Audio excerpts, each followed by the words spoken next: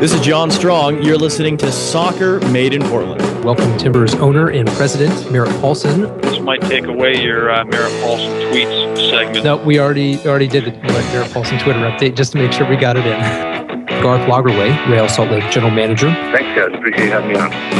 An interview that we did with Kenny Cooper. Thanks so much. Appreciate you guys. Thanks for the kind words. Jim Rylett, he is the Timbers U23 coach. For whatever reason, you have Kelly there because he's really not very good at what he does. Opinions, yes. Factual information, that remains to be seen. That's never stopped us before.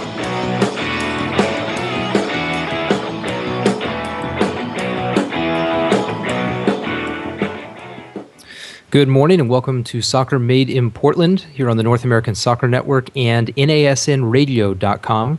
For those of you listening through that method, this is Mao speaking. Kelly McLean is here as well. Kelly, how are you? Quite well. We're on the radio. Well, the internet radio. But that's cool. Same thing these days. Yeah, exactly. NASN Radio. If you haven't seen the updates from Trevor and the NASN website, be sure to check that out. If you're listening to this later via podcast, do consider listening live if it's possible. You can do that through a number of different ways now. It's on Stitcher, it's on TuneIn, and that's the live way to get NASN Radio. You can get it anywhere there's Wi-Fi, anywhere there's 3G. It is accessible, and it is 24 hours, so it's not just us. We're live at this time, 10 a.m. on Tuesdays, 10 a.m. Pacific, that is, and 3:30 p.m. Pacific on Fridays. But then there are other shows scheduled throughout the week, both live and recorded episodes of various shows. So be sure to check that out in whatever you're interested in. There's bound to be something on NASN.TV or NASN Radio for you. As far as our show is concerned, you can get all the podcasts, all the back episodes through iTunes or RSS feeds. You can get that through our show page on the website. Of course, also check out our NASN Portland written site where we cover the Timbers, that is, in sort of a written way, with interviews and analysis and quotes from practices and games and what have you. Just a little bit different than the way we present it here, but it's all coming from the same sources, which is the Timbers, and that's good to get as much of that covered as possible. And finally, day in history before we get into the very recent history of last weekend. On August 28th, 2005, 7 years ago today, the Timbers won in Atlanta, or in suburban Atlanta anyway, 2-1 against the Atlanta Silverbacks. Both teams finished with 10 men. The Timbers got 2 goals from Dan Antoniuk. But this is the reason, I mean, it's sort of an insignificant game otherwise, but the reason that I wanted to highlight this one, in addition to it happening on this date, which is sort of that's sort of the prerequisite for being included for the day in Timbers history, but a couple of interesting names associated with both teams in that game. The Timbers started Josh Saunders at goalkeeper and Kevin Goldthwait in defense. Goldie got a yellow card in that game. Both Dan Antoniuk, who I mentioned, who scored both goals, and Tony McManus, who was playing for Atlanta at the time, were sent off at the same time, so I presume that was a fight of some kind.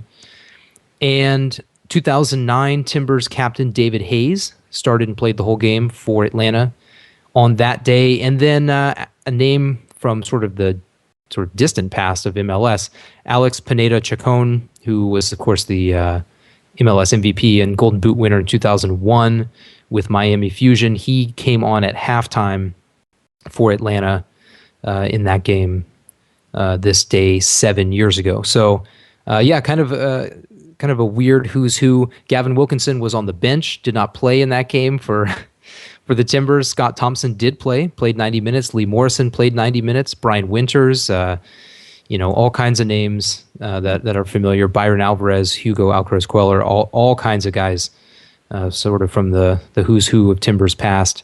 And actually, Scott Benedetti and Paul Conway were on that team as well, but both were unused substitutes in that game. So 7 years ago today, Timbers 2, Atlanta 1. Now, another 2-1 score. Timbers won over the weekend, 2-1 against Vancouver. That was on Saturday night. Our predictions were incorrect on all counts. I had the Timbers scoring a single goal, and that happened, and then they scored again, and so I was proven incorrect. Kelly predicted the Timbers would give up multiple goals. They did not. And Trevor predicted the Timbers would lose, which they did not. So, as is usually the case, or maybe not usually, but we were all wrong. So let's talk about the game, and let's start, as always, with sort of general impressions of what happened in the Timbers' first win since July 3rd. Yeah, overall a good game. I think as we've seen recently, the offense, seems to be just kind of operating at a different level lately, and there was more of that. Again, no Boyd at all, not even as a substitute. So obviously we'd spent quite a bit of time talking about that. Defensively, we had some concerns about perhaps, the recent, goals allowed and what might happen against a Vancouver team that has, at times at least, and perhaps not so recently, a dynamic attack.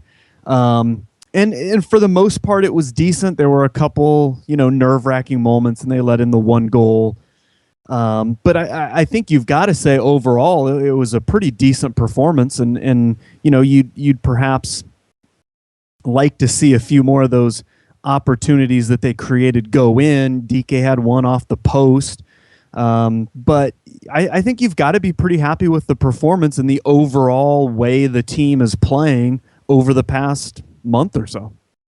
Yeah, I think this game was not necessarily all the evidence that's needed to support kind of what we've been saying for the last little bit, but it definitely, I think, maybe for the first time at home, really showcased what we've been talking about, the sort of change of pace and from the Spencer era, and even from early on when Gavin Wilkinson took over as interim manager. They've chosen this formation, they've stuck with it, and I think we're seeing it pay dividends. The guys are comfortable, guys are in positions week in, week out for the most part. And, Gavin was asked after the game if he was close to a sort of a permanent starting lineup, as much as that's possible, given suspensions and injuries and whatnot. But, a sort of favored lineup given the formation and the talent or the skills of the particular players at the particular spots. And he said, yeah, that basically, that he feels pretty good about who's playing where. And he mentioned something interesting too, which was that there's sort of saying there's competition for positions, and now there's a value in a starting position that you have to have earned it to have it. And I thought that was an interesting little note, that now that's the case, but it wasn't necessarily before. And in fairness, Zizo's been playing great. Why should he be taken out? DK's played very well in that spot, in the center of attack. So if you're going to reward performances, you got to keep him out there. And I think we're seeing that, and I think we're seeing guys flourish a little bit. Obviously, all this has to be held against this only being the first victory, under this kind of regime and plan, or interim regime, if you want. But it was impressive, and I actually, as we kind of alluded to on Friday, I ended up covering the game from a Vancouver perspective, just sort of doing a freelance thing. And so, in fairness, I was watching the game, kind of watching Vancouver, but it was interesting hearing them speak afterward. They were pretty disappointed in their own performance. I think they thought they played really badly, and that contributed a lot to the game. But they also credited Portland with playing very well, and thought that Portland did well to take their chances, and that they didn't. And I think that's a pretty accurate reading, which is a kind of an opposite of what Portland has been up to all year. They've sort of wasted their chances. There were more they could have converted on, as you mentioned, but at the end of the day, they got 2, and Vancouver only got 1, and that hasn't happened, since July 3rd. So I thought it was good for the Timbers. I thought it was important to happen, not just because of the Cascadia Cup, not just because it's Vancouver, but because it was at home, first time at home in a while, and sort of show the fans this is what we've been working on. This is what we've been talking about. And people may, deride this comment or that comment, but look, here it is. It may not be perfect, but this is the plan. And now you can see it clearly. And I think what they did on Saturday night is clearly show the plan. Yeah, and I think this is it the third game in a row they've scored multiple goals, and I'm not sure has that ever happened. Someone said that I saw someone say that it hadn't happened since 2007 for any Timbers team, that they scored multiple goals in 3 games in a row. Period. I never would have guessed it would have been that long ago, but yeah, I mean, I think that directly points to the way things are going and some of the improvements out there. I'm pretty curious about Boyd and his overall situation, and obviously we're going to talk about this Caleb Porter rumors in a little bit, but that adds a whole nother dimension on there. I mean, he clearly seems to be out of favor at the moment.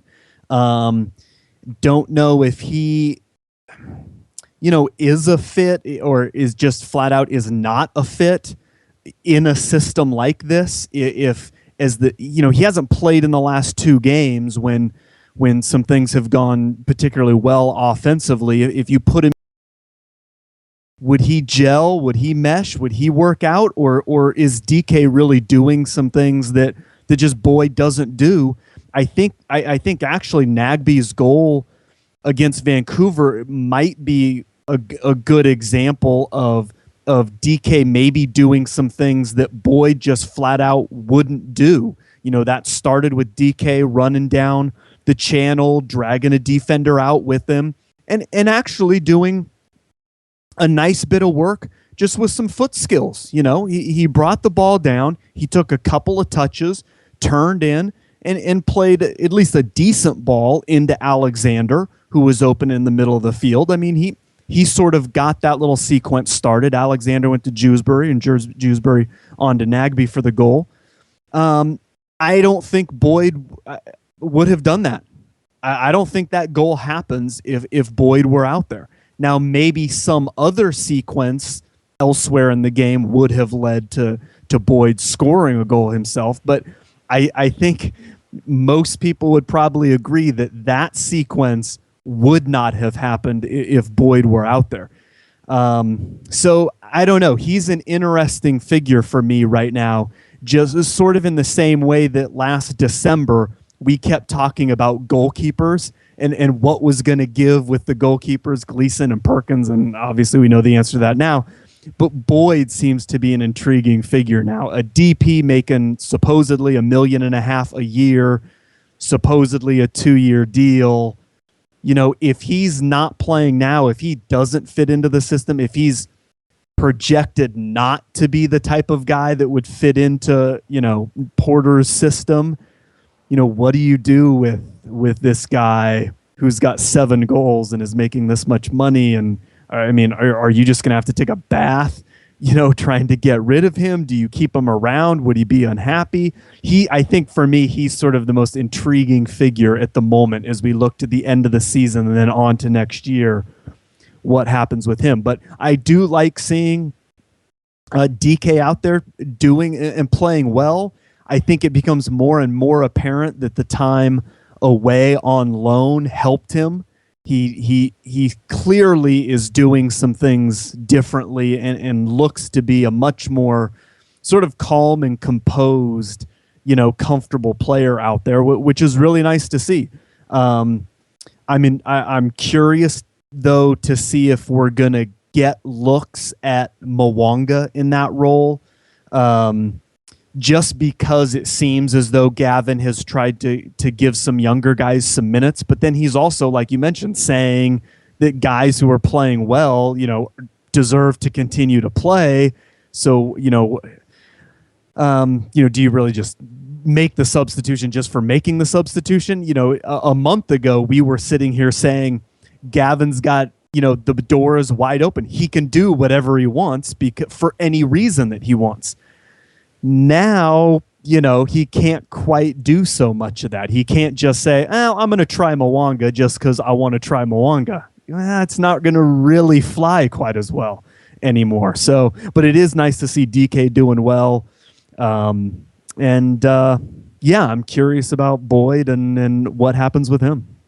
Yeah, I thought Nagbe's goal, I thought it was kind of interesting that I agree with you that for the most part, you're not going to see Boyd doing what DK did there. But if you look at the goal that Nagbe scored against Toronto, granted that was from a throw-in, and they were in a little bit of a different formation by that point of the game. They had switched to a 4-4-2, but you end up getting Boyd out wide, who then plays the ball into the middle to Alexander, who lays it off to someone else, who lays it off to Nagbe. So it's kind of a weird, other side of the field, not at all the same circumstance, but a similar kind of play. And I can't help but think that where DK ended up is maybe exactly where Kenny Cooper might have ended up in a similar situation, out there by himself with the ball at his feet, trying to do a little something with it. Now, maybe he wouldn't have passed it back into the middle to Alexander. I don't know. But yeah, I mean, it's for me, I think DK's done a nice job, and I think some of that is just getting out of Nagbe's way.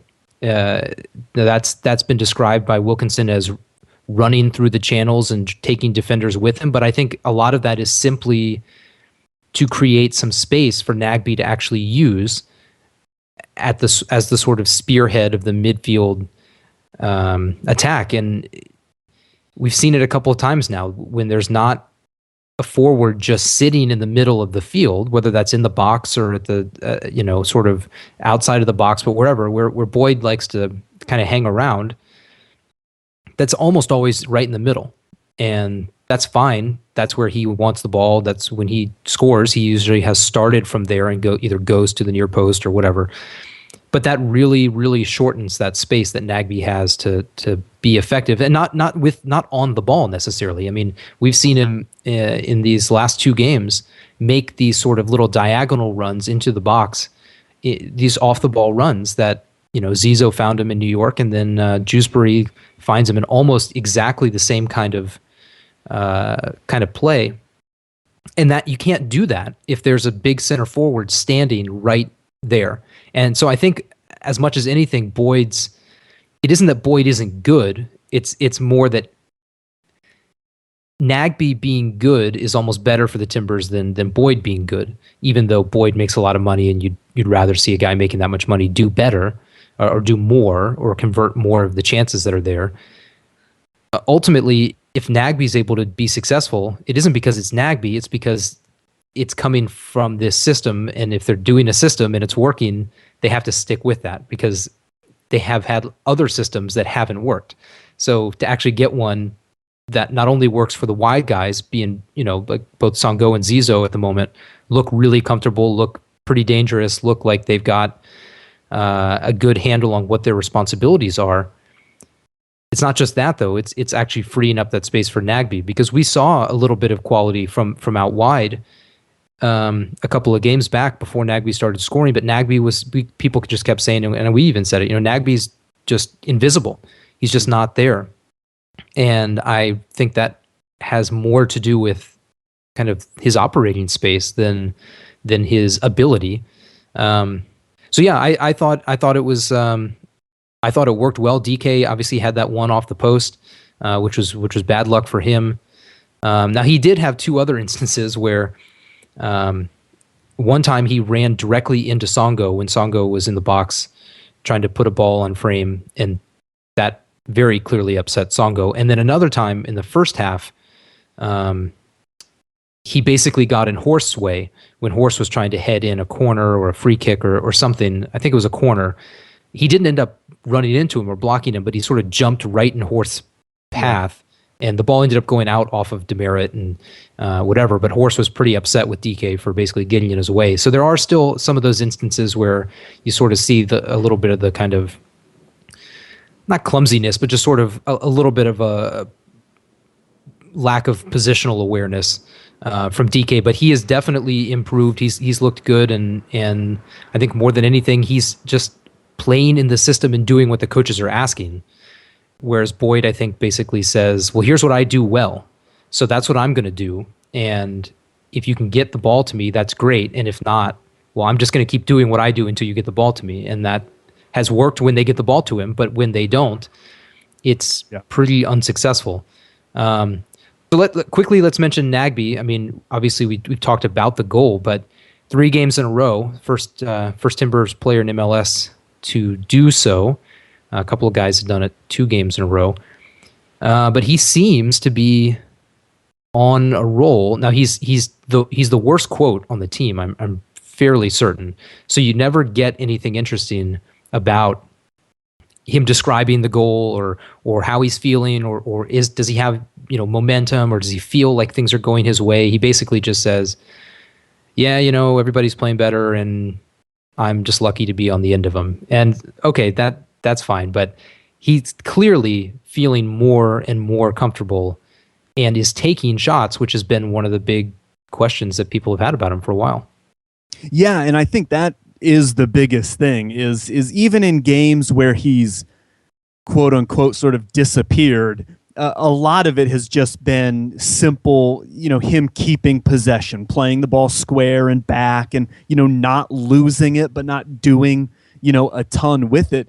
He really seems to be in attack mode and really consciously looking for his own shot a little bit more, which obviously is great to see because it's not just that he's trying to do those things. It's that it's a guy who can do those things. If he does start looking for his own shot a little bit, he's got that skill and ability to make it happen, to score goals. So it's nice to see him, trying to do that because he's got the skill to do it.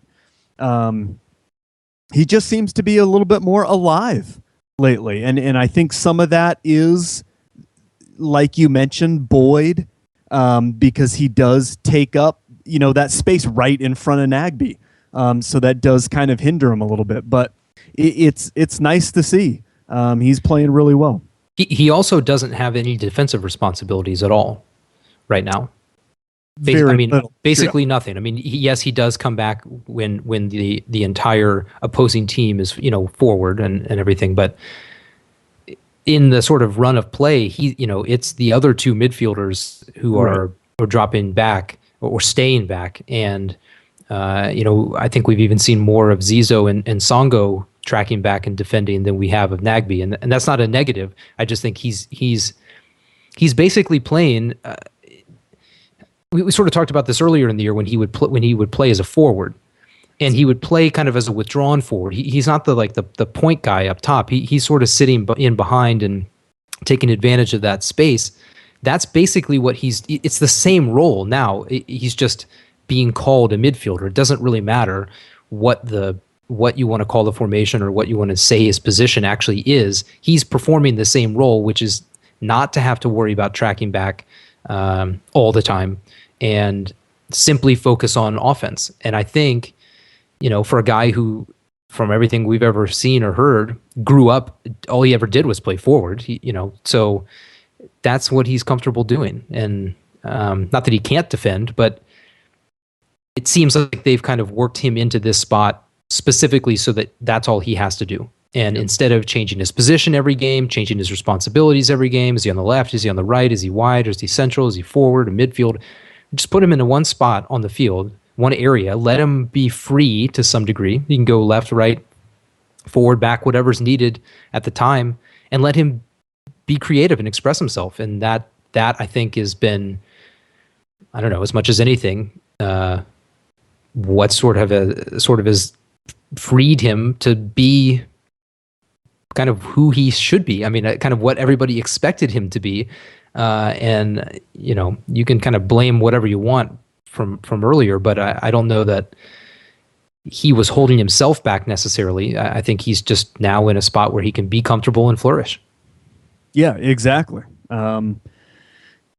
I think people are pleased with the way he's playing, and hopefully that continues along. Thoughts on Songo's free kick at all? I mean, it was a well-taken free kick, but obviously he got some help putting the ball eventually in the back of the net. Yeah, not a good one there from Joe Cannon. After the game, Joe Cannon was. I've never been around Joe Cannon, so I don't know what he's normally like. But he was very odd about it. He just was saying things like, "Oh, I guess maybe I was too casual. I don't really know. I mean, maybe my grip on the ball, maybe I took my eye off it." It's just a really weird way to talk about allowing the game-winning goal on a really bad play by yourself. It was really strange, but yeah, it was not at all a good play by Cannon, but it was a good free kick. It was a different free kick. It was not, one guy in the left, one guy in the right, set it up, lay it off, and let Boyd smash it as hard as possible, which is what we've been seeing when Boyd's in the game on free kicks for, a while now. And, sometimes that works, but it's also pretty predictable when you line up the exact same way. So to get Songo over the ball and to get him the chance to kind of lift it over the wall and drop it down, it was a nice looking free kick. And the Timbers, they need to get goals in different ways sometimes, and we haven't seen very much of what we saw last year in terms of goal scoring chances that came from free kicks, came from headers by defenders. We saw a lot of that last year. Haven't seen as much of that this year. Partly that's due to, I think, Brunner and Footy not being on the field as much, and they contributed a lot to that last year. But getting a guy who's dangerous on the ball over a free kick, there's nothing wrong with that as far as I'm concerned. I mean, let him give it a try, and it went in this time. Maybe 75 times out of 100 it doesn't go in, but it did that time. It's a good free kick, and they should give him more chances to do it. Yeah.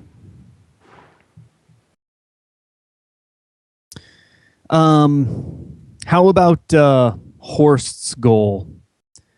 Well, or the one he contributed to for Vancouver, I suppose. I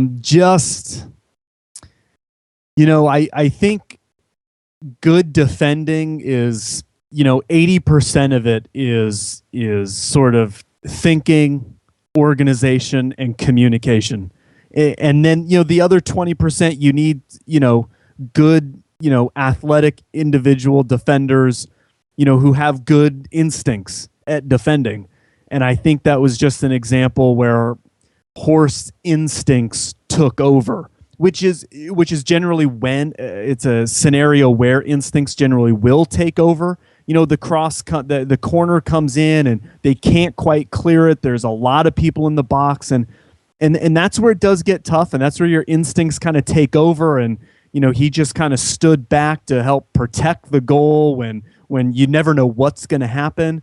But it was just one of those instances where if he had been thinking, if there had been better communication, even on Ricketts' part, communicating, organization, he easily could have just taken 2 or 3 steps forward, put Miller offside, and that would have been that. So it kind of a disappointment. Obviously, just the corner kick itself was controversial, but it really was sort of disappointing right before the end of the first half to give up a goal in that way. Again, it's a scenario where you've got something to complain about. I mean, it looked, at least to some degree, like it was a legitimate complaint that they got a corner that they didn't deserve. But again, we talked about this after New York. It's okay, you've got a legitimate complaint, but is that a consolation for letting in a goal? I mean, we've got to stop seeing this where we've been wronged. We're going to complain about it, and then they get scored on, and somehow we see that as a, quote unquote, legitimate complaint, as reason for having given up this goal. I mean, those things happen all the time. You've still got to defend. It doesn't, I mean, on some level, it shouldn't matter that they got a corner that they didn't deserve. They still should have been able to clear that ball out or step up and draw Kenny Miller offside. And, it's sort of frustrating to continue to see goals where there's a supposed valid argument, against the referee as an excuse to use. because I just hate seeing those excuses like that. I wish we would see more of, well, okay, that was a bad call. We were wronged, but forget about it. We played, we took care of business, and, we kept the ball out of the back of the net. Yeah, and I think, there was definitely a little bit of that after the game, certainly on the part of fans, and justifiably so. I mean, it was at least a really close call, and one that's pretty difficult to make, I guess, as the on-field referee. It seems that the replays showed that it should not have been awarded a corner, but it doesn't. It doesn't matter. We heard Gavin after the game say, it's a lot easier to talk about this after a win, and he's certainly been mentioning other instances, whether it was in, potential penalties that should have happened, like in Toronto, or the weird situation in New York. There was another situation in this game that I don't even believe he talked about after the game, but I don't even know how strong of a penalty shout it was, but Horst was very, very clearly thrown to the ground by Jay DeMerit in the box on I think it was a free kick or a corner. So yeah, it is a little tiresome to hear that excuse. But what I think was interesting about this game, and maybe this has more to do with playing at home than anything else, but while the goal went in after the call, and you could definitely say that wasn't really a good reaction by the Timbers, their second half was a good reaction. I mean, they give up this goal. They feel wronged. They feel like the corner never should have happened, et cetera, et cetera. But instead of letting that sort of drag them down and just sort of mope about for the rest of the game, they came right back out in the second half and played well as they had in the first half, and created chances and were interesting offensively and did enough defensively to hold on. So I agree that it's definitely frustrating to hear about it again and again, and it's also frustrating to have some calls not go their way. It has gone that way all year. All of that would have felt a lot better were they able to pull out wins in these circumstances, like they did on Saturday, instead of ending up with losses and draws and then saying, well, if we just had a call go our way once or twice, we'd be doing better. But the best way to not worry about blown calls or bad calls is to go out and do something differently and affect the game yourself, and don't allow the referee to have the final say, if that's the way you're looking at it. So I felt they did that against Vancouver. I felt like they created the chances that they needed. They got it done. And that's just something we haven't said at all about the Timbers in a long time. I mean, not since very early, very early in the season. It's been a while since they've really proven they can come back from some adversity within the context of one game, right, and figure it out. Let's quickly talk about Eric Alexander. We sort of hoped that the Timbers would go that way in the replacement for Diego Chara, who was out on yellow card accumulation again. I thought it was interesting watching from a different perspective. Watching Vancouver, I felt like I noticed different things about Portland than I do when I watch Portland. And I really noticed that Alexander was excellent, I thought. I mean, not just offensively. I knew he would be fine, and if not good offensively, but he helped out a lot defensively, a lot more than I was expecting. A lot of times when Vancouver would try and come through the middle, he would end up on the ball, and either by winning it through a tackle or just cutting out a little pass, or if the ball was kind of bouncing around, he sort of ended up on it. And he did a much better job than I think I expected on the defensive side. I thought that would be a big liability. I thought Barry Robson would have all kinds of opportunities, because I thought Alexander would drift forward, as he's sort of naturally inclined to do, and have trouble getting back, and that Vancouver would have space in front of the center backs to work.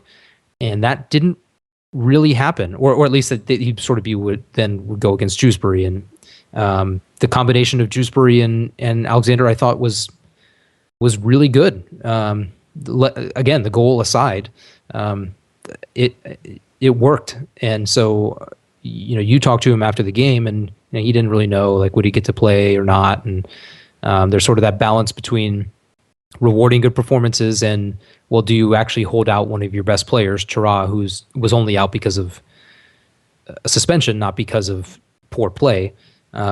So what do you think, without getting into Friday's game as a prediction yet, what do you think is going to happen? Do you think Alexander is going to get another chance, or does Chara go right back in? Well, I mean, obviously Chara is going to go back in, but I don't know that means that there, maybe isn't some room for Alexander. I mean, I think maybe hopefully down the road, Alexander is sort of the next Jewsbury, just that guy who can sort of do whatever you need in the center of midfield. And obviously Jewsbury hasn't been as attacking minded or as successful in that area. And he's done really well in sort of his new role as sort of just kind of sitting deep as that defensive center midfielder.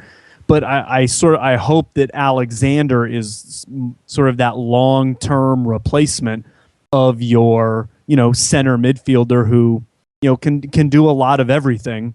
Obviously, he's a bit more adept at going forward on the offensive side of things. But as you mentioned, I even in the past, I haven't really noticed much of a liability as him as a defender. And, obviously he leads the team in assists, and he's got to be among the league leaders in terms of assists per minutes played. He's got to be the tops in the league in that category, I would assume. So, hopefully there's more minutes for him coming. I don't know if you replace Jewsbury, on Friday with him or Chara or anything. I don't know what it means for Friday's game, but hopefully he's, the rest of this season and into next year with the new coach. I'm really hoping that he's still here and, has a real solidified place in that lineup somewhere, because I think he's a phenomenal talent. And yeah, I don't know how you can be too disappointed about his performances that we've seen. And I think passing over the reserves for a minute here, with the Caleb Porter chatter, which in 1 second we'll address formally, but Caleb Porter also went to Indiana. And is also from Michigan, and I've seen a lot of people saying, well, that's got to be good for Eric Alexander, who is from Michigan and went to Indiana. And I'm not sure it necessarily works that way, but it doesn't hurt. It doesn't hurt to at least think that he's going to get a chance. And it is interesting too that John Spencer mentioned a couple times that he turned down several offers a week for a long time for Alexander, that he felt really strongly about what he could do. Now, of course, then Spencer refused to play him for several months, which I'm not sure anybody necessarily understood. But I think it's ended up being good for the Timbers to at least have him still in the team, not be a guy who was traded, though he does have value. He is one of the better pieces that the Timbers have. Were they looking to make more trades, he would certainly be among the guys you could possibly think could be on the move. But I thought he did well, and in that vein of rewarding good performances, he's going to get another chance to show what he can do, and hopefully in the center of the park, because that's definitely where he's most comfortable. Quickly about the reserves, did you end up going? I did not end up going to the reserve game. It was just too much for me to do, but the Timbers lost 3-1. Hat trick for a San Jose player whose name I don't recall at the moment, including one goal he scored from his own half. Yeah. The Timbers goal came from Brent Richards. Nice header. Mwanga sent him across. Richards headed it in off the underside of the crossbar. It was almost exactly like the famous Frank Lampard non-goal in the World Cup from last year, or whenever that, 2 years ago, when the ball ricocheted in off. It was clearly bounced inside of the line, but then bounced directly back out of the goal. It had a bunch of spin on it, and the referee correctly, in this case, assessed it as a goal. And Mike Facito had one go off the post, and but it looks like the Timbers sort of got carved up a little bit by by San Jose. And maybe this is, as you mentioned, maybe this is their communication issue coming to the fore. I think the starting center backs were Brunner and Footy in the game, and obviously both of those guys, Brunner in particular, is still working back into match fitness. I think he went 74 minutes. Footy played the whole game. I don't have too much to say about that, but disappointing. A huge crowd, but disappointing. I think that was the last home reserve game of the season. Yeah, we talked about the tendency sometimes when you do a bunch of defensive work in training prior to a game, that sometimes in that next game things can falter, and I was a little bit concerned that maybe that would happen in the first team game. Seems like maybe that was some of the issues perhaps for the reserves then. I do recall in one of the training sessions that we watched last week, Brunner there was significant, extensive sort of question and answer sessions going on with Sean McCauley on a couple of occasions, with Brunner, and them pointing stuff out and Brunner asking questions and everything. So maybe some of that stuff sort of manifested itself in the reserves game, but hopefully it's just one of those, you take one step back but two steps forward eventually. Obviously, big rumors, all the big news is that the Timbers have apparently formally offered the job to Caleb Porter. So that is all the talk of late. I'm a little hesitant to get too much into things until, we actually know that he accepted it, that he will be the guy, which I think is worth discussing, that Porter still has to accept. If this offer has been given, he's still got to accept it, which I don't know that it's just a given that he would. I think people would assume that, well, if he's, quote unquote, applying for this job and he makes it into, so many interviews or whatnot, that he would take it if offered. But that's not always the case. Sometimes people, will want to look into an option, maybe not fully convinced that they would take it themselves, even if they got offered. So, he would still have to accept it. But it sounds as though the offer has been made. I suppose we could sort of give our initial thoughts on if that would be a good choice or not. What do you think? Yeah, it's definitely the sort of hot choice. I think of all the names that have been sort of floated out there as possibilities, and then some we've seen mostly from the likes of Steve Goff, who's the cover soccer for the Washington Post, who's sort of been on top of this. He was the first one who last week floated the notion that the Timbers and Caleb Porter both really liked each other. We've seen clarification now from both Jeffrey Arnold and John Canzano that, the Timbers have been high on Porter for a while, that he indeed was consulted on the trade of Troy Perkins. Now, I don't know that means they said, what do you think we should do with Troy Perkins? And he said, trade him. I think it's more that they said, hey, what if we traded Perkins? What do you think about that? What are your opinions on that? Or if we were to bring in a guy like Ricketts, what's your opinion on that? Not, we need some direction, please guide us. Yeah. So it's still interesting that was done, and I don't know if it was only done with Porter or if it was done with other candidates as well. But to actually talk about what I think, I don't know. I'm on the fence. I think he's clearly a good coach, which I think is something that the Timbers need. They need a guy who can run practice, who can get, has a tactical sense in a way he likes to play, but a flexibility about who's in what spot or how to use different guys. I think he's a guy that is a natural coach. But he's also a guy who's only basically coached, 18 to 21-year-olds. So that's important for the Timbers. The Timbers have a lot of young players, and something they seem to have done is pretty actively ignored young players for a lot of John Spencer's reign. And that's something they're trying to focus on now. I think it's something Sean McCauley's working on now is giving attention to those younger players. It doesn't have anything to do necessarily with getting them playing time, but just giving them attention in training. So I think he's a guy who could definitely be successful, or has every reason to believe that guy is successful in those kinds of areas. But there's also no evidence that he knows how to deal with outsized contracts, outsized personalities, sort of conflicts among adults.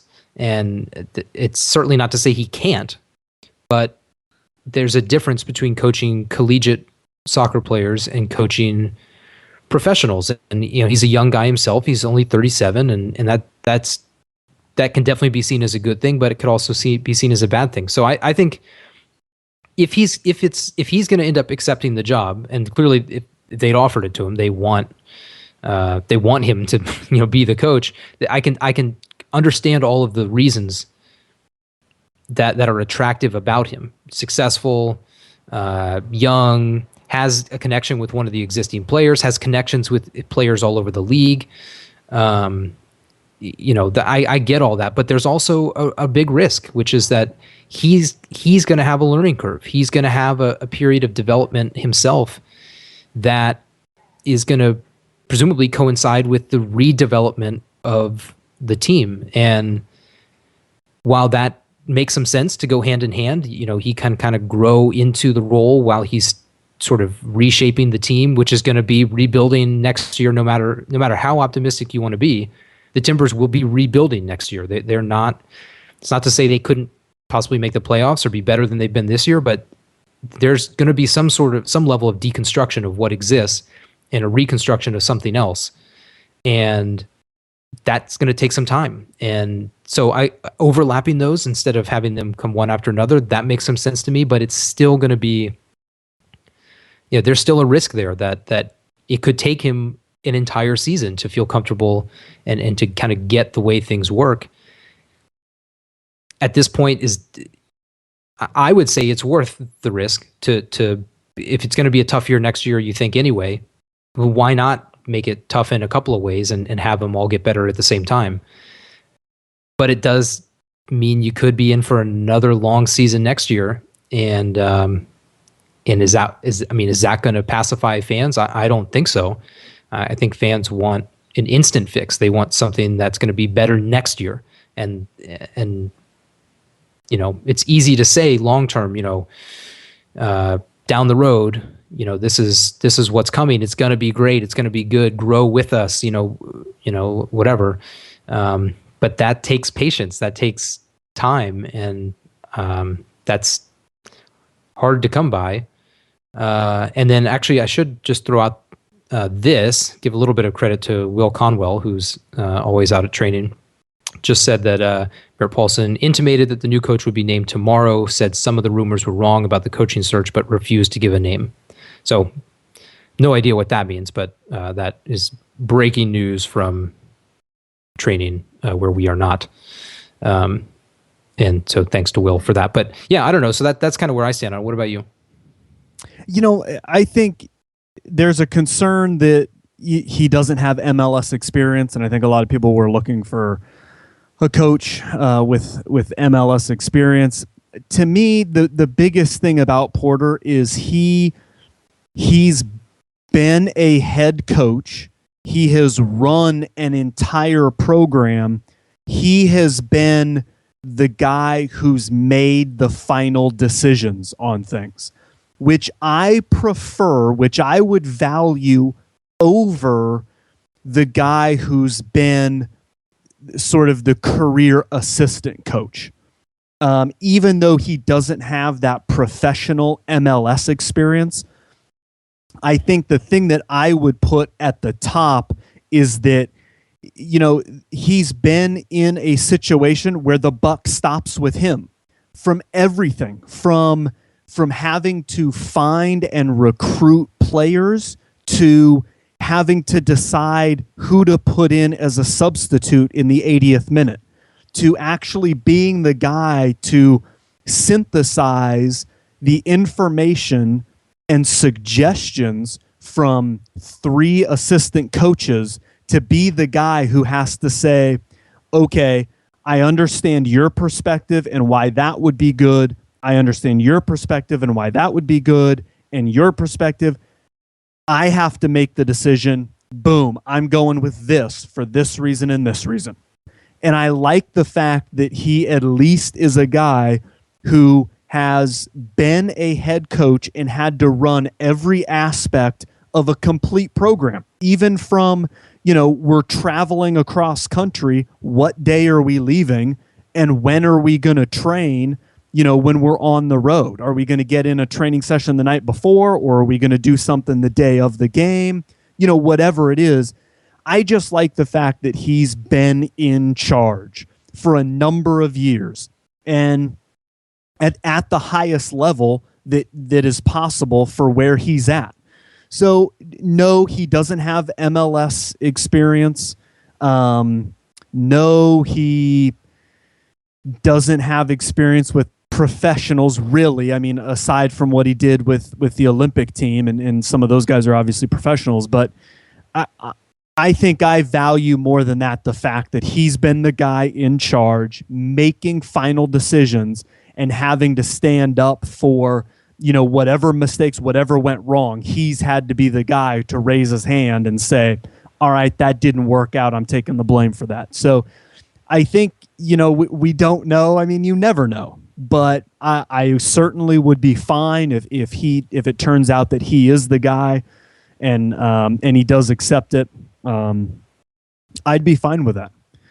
I think there's something to be considered, though, that he still has to accept it. If he is the guy that's been offered, he's got to accept it.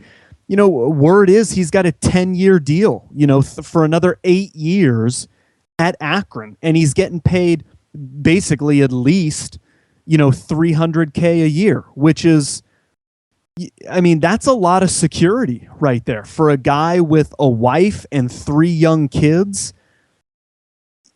That would be hard to pass up, to say that he's at the pinnacle. I mean, he's at the top of the collegiate coaching.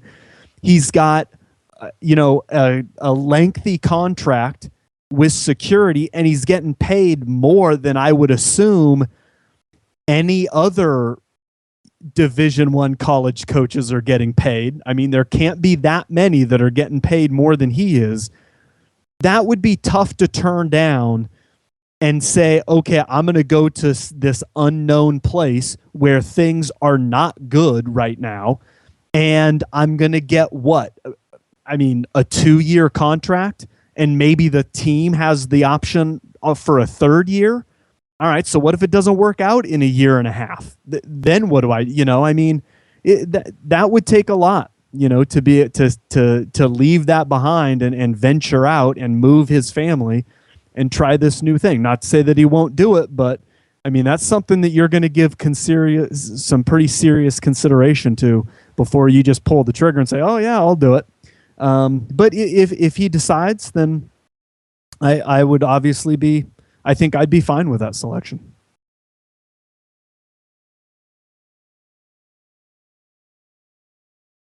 I can't hear you.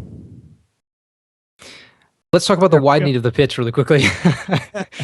Tweets from John Strong today indicating that the Timbers have decided to make the pitch 74 yards wide for next year. This has been done irrespective of the new coach, according to Strong, that they didn't care who it was going to be. The possession, John said a wider field would be a better fit for the possession style direction they want to go with the team.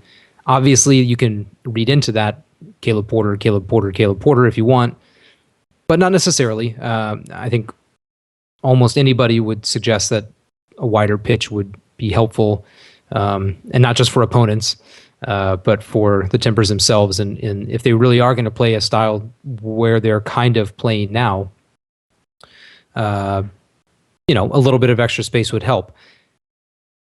But 4 extra yards, what do you think? Can it make that big of a difference? I mean, is it more kind of a psychological thing? Is it more something that will just shut up, visiting reporters, or is there any real 4 yards, 12 feet. When I first saw that, my first thought was, okay, finally people will stop talking about it. I mean, we've mentioned it before on here. I don't know that it's that huge of a deal. I mean, if we were talking about 4 yards as the difference between a 60-yard field and a 64-yard field, then I would concede that would make a difference. But 70 to 74 and professional, I don't know. I don't know that it makes that big of a difference to me. But if it can end this as a conversation topic, then I am all for it. I agree. Well, since we're running short on time, and now we have to actually finish on time with the radio, so those of you who were regretting the longer shows, you're welcome. Let's give a fantasy update. We're going to have, obviously we're going to be back on Friday, and so that's when we'll have our it'll be a pregame show because the game's actually on Friday night against Colorado, a rare Friday game. So we'll do more kind of discussion about what's happened this week at training and if the coach is announced tomorrow, as Merritt Paulson seems to have suggested, then we'll obviously probably lead off with that on Friday. But quickly, fantasy update. There are games tomorrow, Wednesday, so be sure to adjust your teams accordingly. A number of teams playing both midweek and weekend, as seems to be the case for a little stretch here. There are a couple of teams making up a bunch of games or just catching up. They're not necessarily make-up games. But as far as an update as to how we did last weekend, you had a quite a good weekend, moved up to 40th. I had a decent weekend. I think I stayed at 29. Maybe I'd been at 30, roughly the same. And Trevor slipped a little bit, but not by much. I think he went from 49th to 50th. So we're all still... and Trevor says he no longer remembers his fantasy login. He may or may not have a player who's not contributing at all. We don't need to go any further than that. But so yeah, everybody's Earl Palmer. Yes. So how has Trevor not slipped to page 2? I don't understand. How does he stay? Like you said, it takes a lot to jump places these days. The point spreads are a lot in between. So 29, 40, and 50 is where we are right now, and we'll obviously have some changes going on after Wednesday's games. And of course the Timbers are the Friday game this week. MD 88 Keys still in first, SLC PTFC for the win, who had a huge week, over 100 points, into second or still in second, and Vanishing Point remaining in third. So as I mentioned, Friday will be a good show to listen in because we're probably going to have a lot to talk about. We'll obviously be previewing Colorado, as I mentioned. The Timbers' next 2 games are against Colorado, a weird quirk in the schedule. If you thought that the Chivas Dallas situation was weird, this is even weirder. 2 games in 8 days against the same team, home and home. So the Timbers will complete their three-game set against Colorado by the first through the first weekend of September, or I guess second weekend of September. So yeah, winnable games coming up. Colorado has not been doing well at all lately. In fact, I don't think the last win was against Portland, but the last time they won convincingly was against Portland, which was a 3-0, which was one of the things that got John Spencer on the ropes shortly before he was fired in July. So not a good result for the Timbers back then. They probably have some revenge on their mind, keeping things moving forward. So we'll be back on Friday to preview that, to talk about any updates on coaching changes or hires, or what rumors ended up being true or not true. So join us then, NASN.TV and NASNradio.com, live 3:30 p.m. Pacific Friday. But until then, this is Mal. And this is Kelly. We'll see you again on Friday. Speak to you then.